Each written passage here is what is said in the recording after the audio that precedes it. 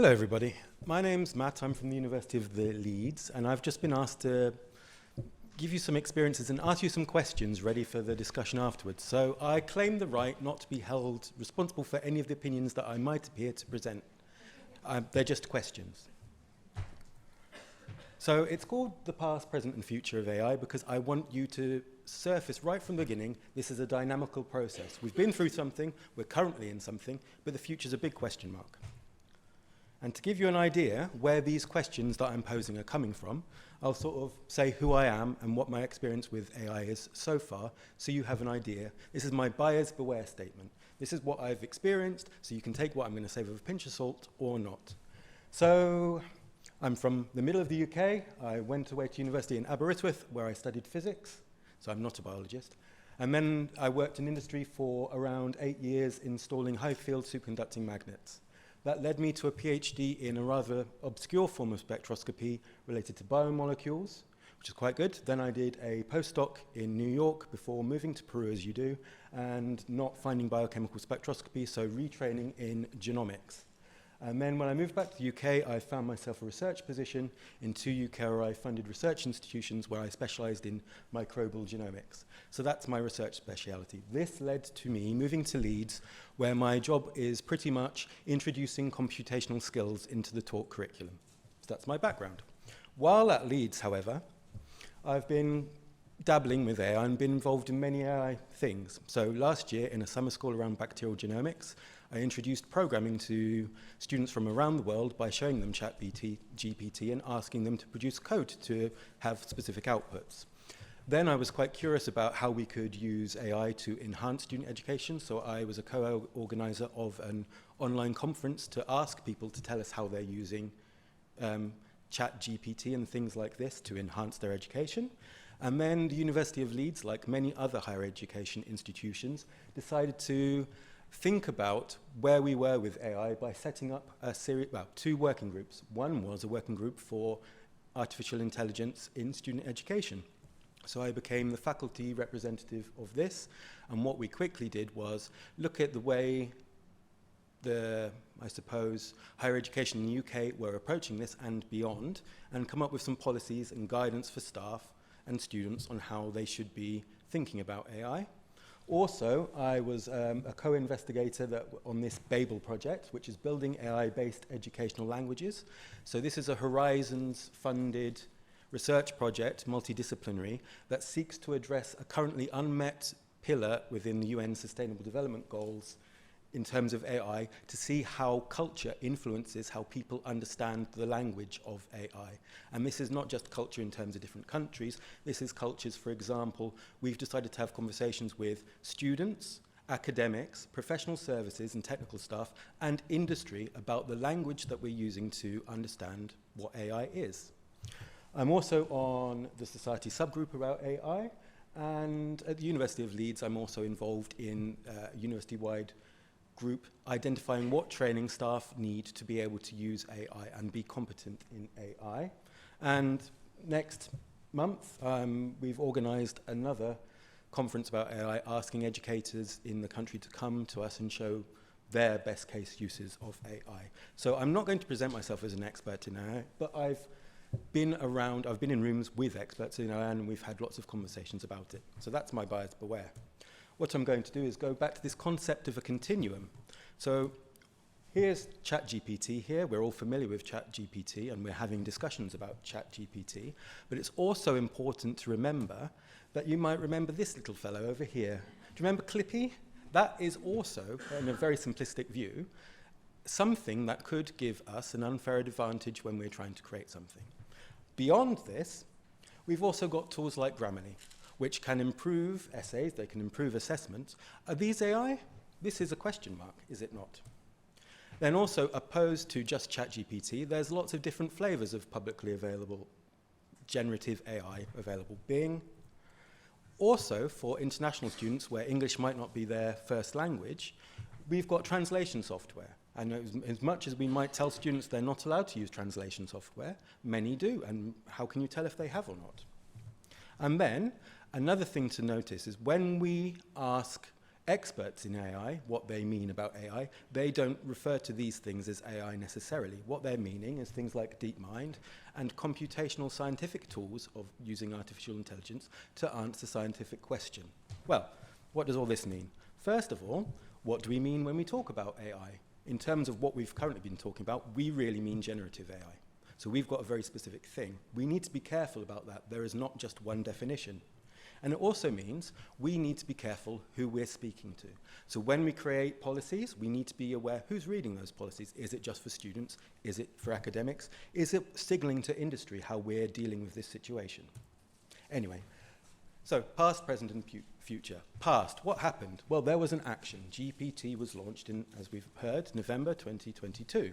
What happened? Someone decided to play with it and see how it would do in their assessment. And surprise, surprise, their assessment passed quite well. What was the reaction to this? Lots of universities decided that they needed to control this to maintain the integrity of their assessment. I think that's a sensible reaction. That's fine.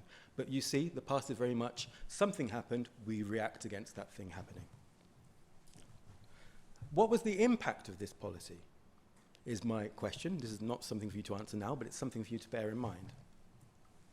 And did the fact that these conversations ended up in the media actually lead to the increase in students becoming more aware of it and trying them out?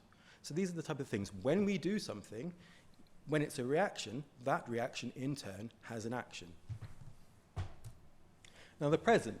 The University of Leeds, like many other institutes, decided that they would take a balanced approach to artificial intelligence. We waited to see how the industry and other higher education institutions responded to this before saying any position, you shouldn't use it or you should use it. Then part of my role in Ways was to come up with some guidance. This is the University of Leeds website, which outlines the guidance. Like many universities, we've based what we're expecting academics to do with artificial intelligence and surface this to students based on the UCL model, this red, amber, green model. And if you haven't heard of this or come across this, what we've got is in assessments, we've got red, don't use AI at all. Amber, bit ambiguous, you can use it in a formative role. Or green, yes, it's got the assessment should be using AI in an integral way. Also, in much of the guidance that you see on AI, they always use the word ethical, or they have traditionally used the word ethical. This is now seeming to transition to the transparent usage of AI, but one of the things that came out of Babel, and one of the questions we're trying to ask, is ethical universally understood? And is this ethical, universally understood in terms of cultures, but in terms of disciplines? Is ethical the same in law? Is it the same in translation studies? Is it the same in science? Is it the same between staff and students, for example? All of these questions.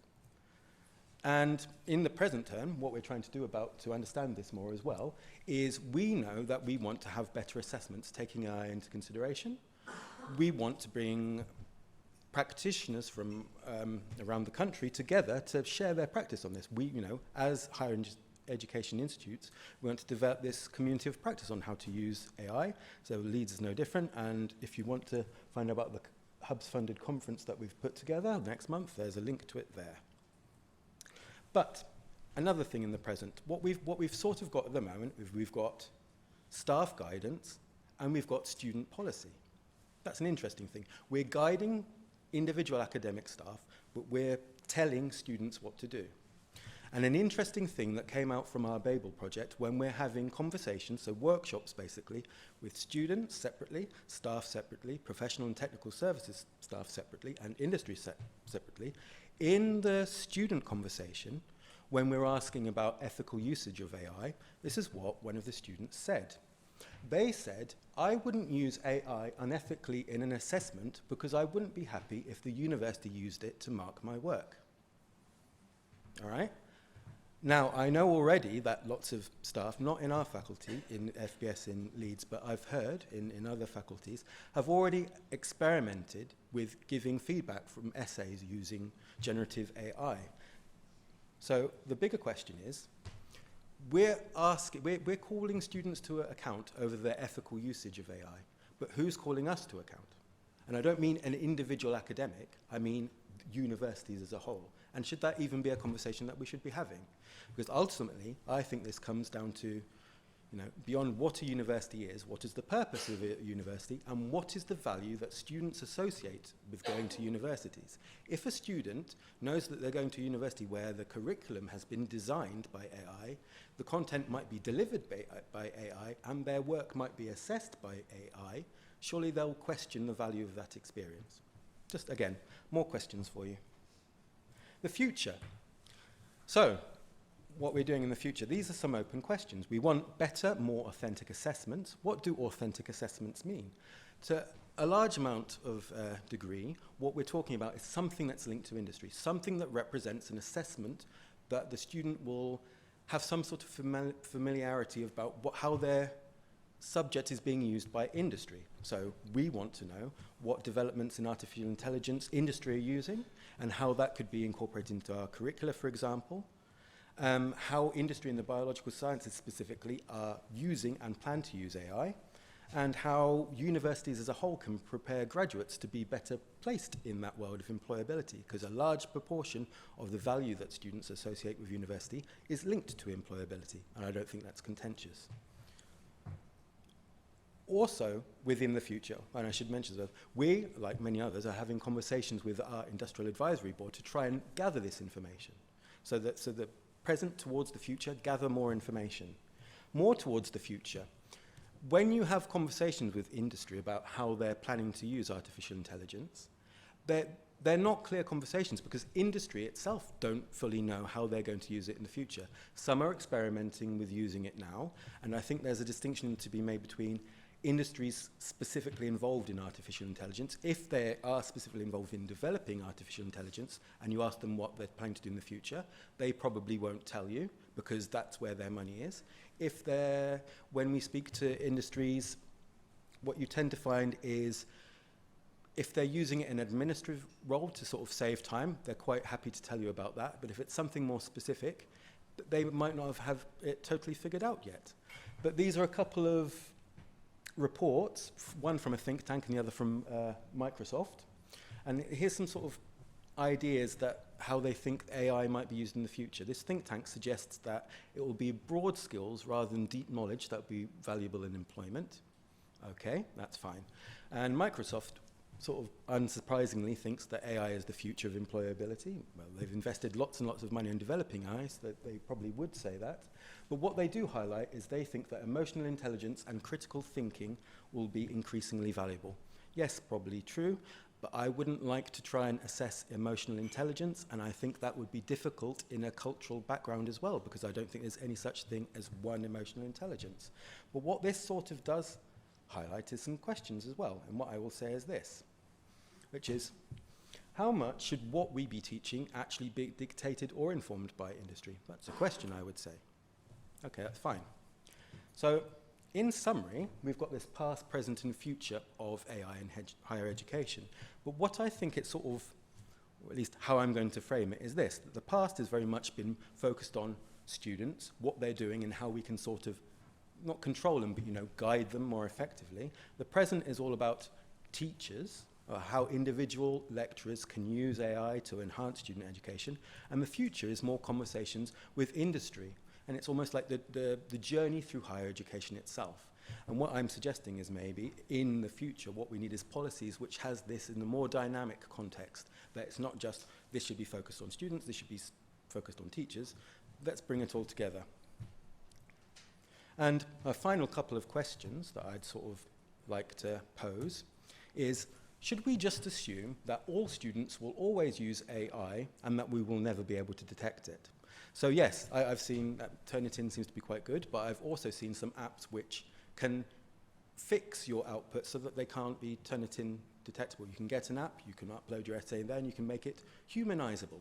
And there's a button, and then supposedly that doesn't work. So just like in evolution, there's a constant arms race between something being developed and then something else developed to overgo that. So I think, what would happen to our policies if we made this assumption? And another thing I will ask is, what would happen if we just forgot about AI as an academic malpractice issue? I'm not going to say anything. That's just there. And finally, thank you. And if you'd like to see anything more about this Babel project, then here's a link to that as well.